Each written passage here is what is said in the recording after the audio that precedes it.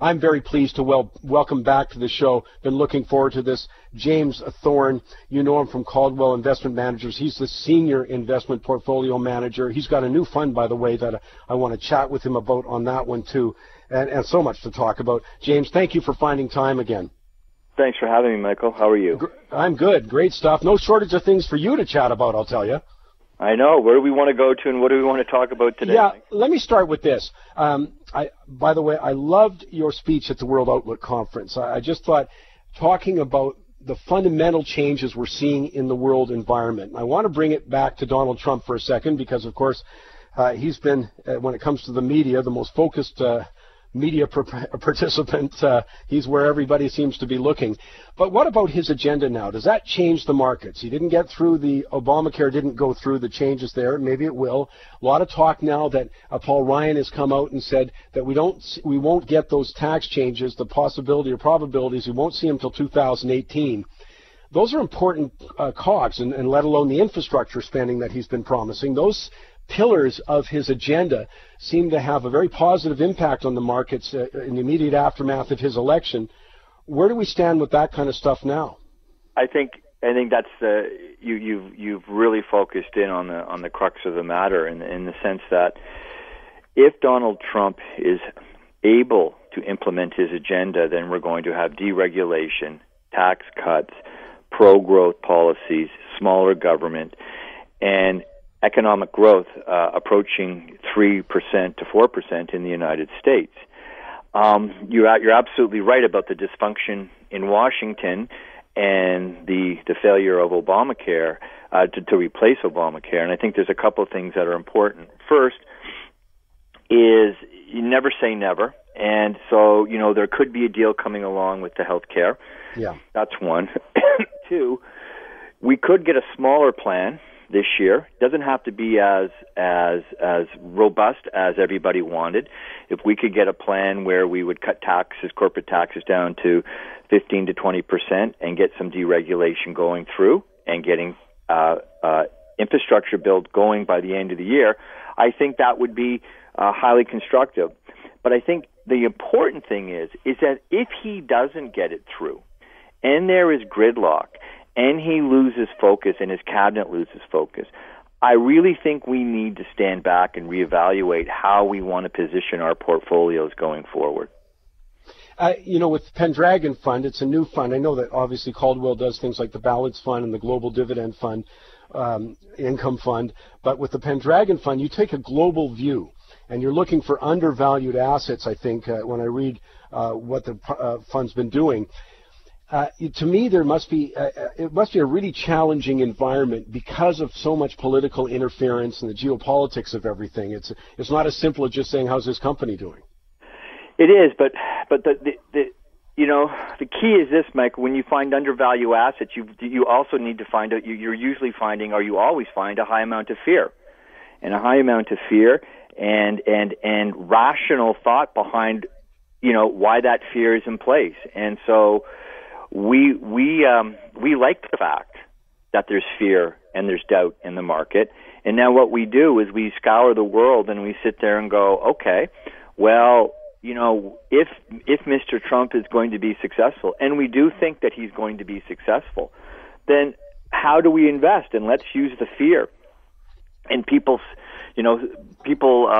selling low and buying high. We want to, as Mr. Buffett says, we want to buy when people are selling. And so we think Europe is really interesting right now. There are some areas of Europe, for example, Greece. We think that Greece is going to cut a deal with the ECB and the IMF.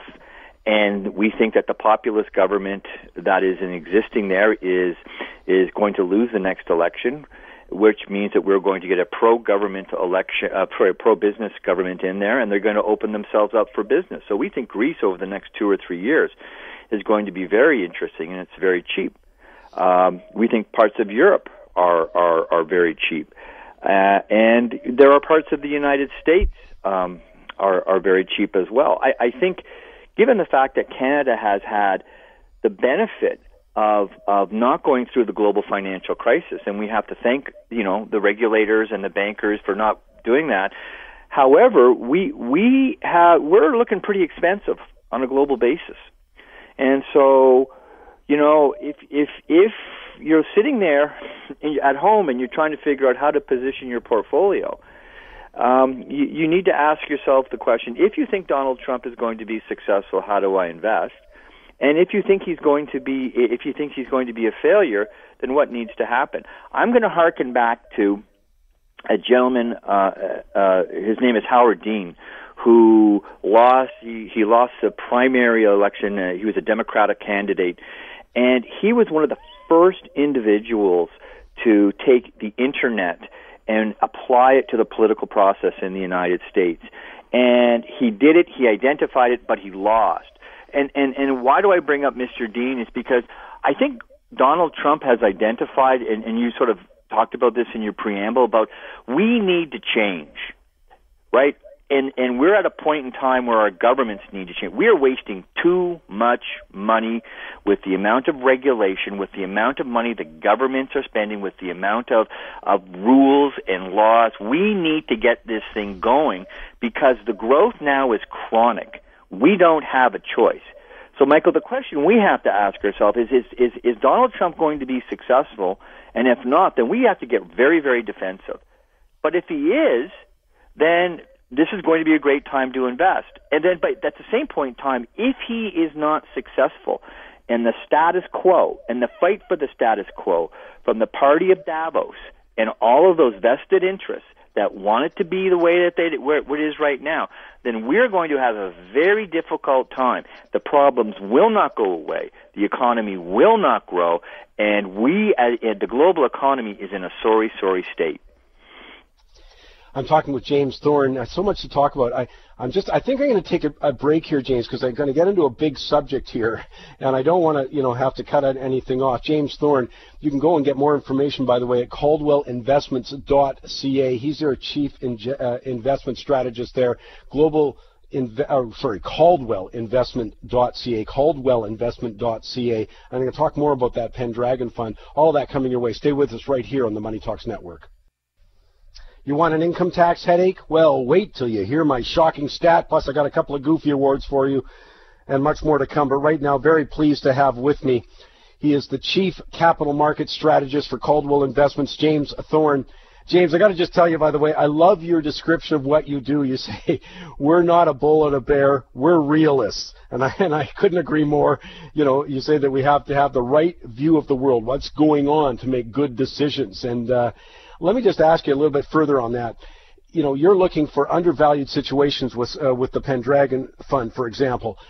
Is that because psychology always takes things to extreme? Like, I love even the idea. I had not considered Greece, as you alluded to earlier in the show, but I love that idea. You say at some point the psychology runs so far that the assets get undervalued. Yes, and Michael, I'm not doing any. I just learned from the masters. Warren Buffett, Benjamin Graham, a lot of people, a lot of legends in the business.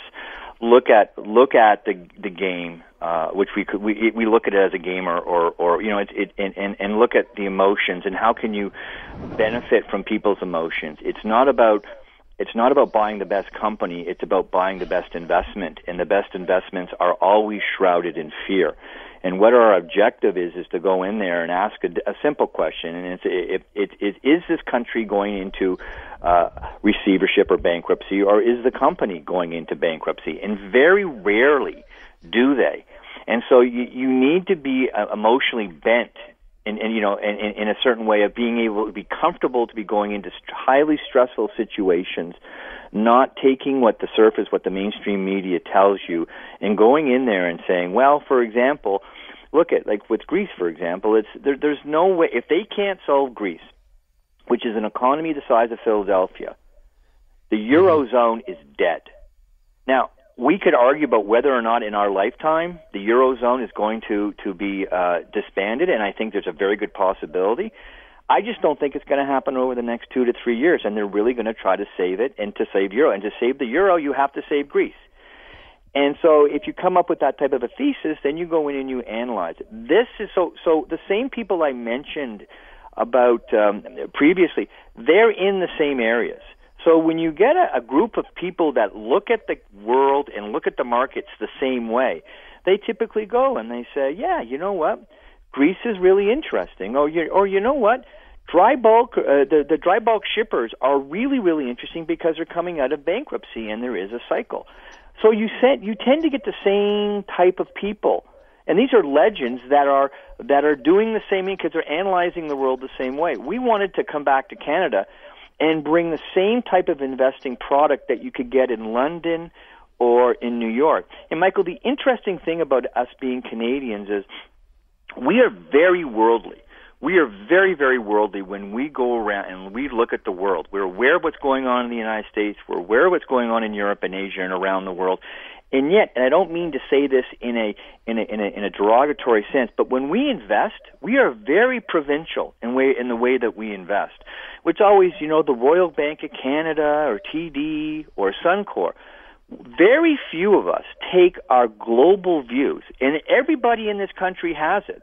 We've all traveled around the world. We all know this, and apply it to investing. We should be the best global investors in the world, and we're not. Or put it this way, our investing community hasn't provided us products. That's why we have Pendragon. And it's just not unique to me. Everybody has it. We think that this is a service that we can bring to Canada, and this is a service that we think that Canadian investors need. And also to me, because I view the world in a global sense, but there's no excuse not to see that anymore. I mean, for example, we were out in the Outlook conference, in Vancouver. Well, I don't think you had to be a real estate expert to understand that foreign buying was propelling some of that market, especially single detached at the upper end. Great example of how capital moves around the world. But to me, it's a great argument for professional management. That it's tough for an individual to sit there and analyze what's going on in Australia, or Greece for that matter. Like, I think I have a fair amount of sophistication. Believe me, I'll be looking to a professional manager like you to choose what to do in that country. I don't have the time to examine what would be the opportunities out of that global view you're taking. So to me, it's a real argument for professional management now. It is, and you have to look at it. You have to look at the world a different way, and you have to be flexible. You have to understand that you're going to make mistakes, and you have to move quickly. Like, for example, 2 weeks ago, Cyclone Debbie, we check the weather. So we check weather every night, and Cyclone Debbie was about to hit Australia. Why do we care? Because the area in Australia that Cyclone Debbie was about to hit produces 60% of the coking coal or met coal in the world. And if you don't, in an open pit mine, you know that if it gets flooded, not only do you have to pump it out, but it's got to dry it out. So we've got a shortage of met coal around the world, right? Who benefits from that? Yep. Well, Teck benefits from that. North American coal companies benefits from that. You've got to take that, and by the time it gets on to CNBC and a guy like Jim Cramer talks about it, right? You have to be positioned, because if investing was just easy enough to read the front page of the Globe and Mail, everybody could do it, and not everybody can do it. So it takes a while. Yeah, no, I mean, that's why I find it so fascinating, and I was glad that you launched a new fund. You've only got about 2 minutes here. Yeah. So we talked a little bit about, an example like Greece or the dry bulk shipping. Can you give me anywhere else where you're looking right now that, you've put on your fund's radar? So the United States, what we really like within the United States is we think that U.S. banks, if deregulation happens, we think that the American banks are in for a massive bull market for the next 2 to 3 years. And there's going to be a lot of money there. So we're watching that. We think the internet, we think that people do not understand how early we are in the cycle from moving from analog to digital. Michael, you shared with me when we were chatting in Vancouver about the leverage you're getting in terms of marketing using the digital media. The normal old media that we're talking about with the radio you're not getting as much leverage as podcasts and the internet. The global economy has just entered into digitization. So the Amazons of the world, the Googles of the world, they're still wonderful. The other places that I think are interesting is in the United States. We're looking for highly controversial areas, and the one is we think Fannie Mae, the guarantee, and this is, if you do some research, this is the entity that many people feel that Barack Obama took their assets and to finance Obamacare.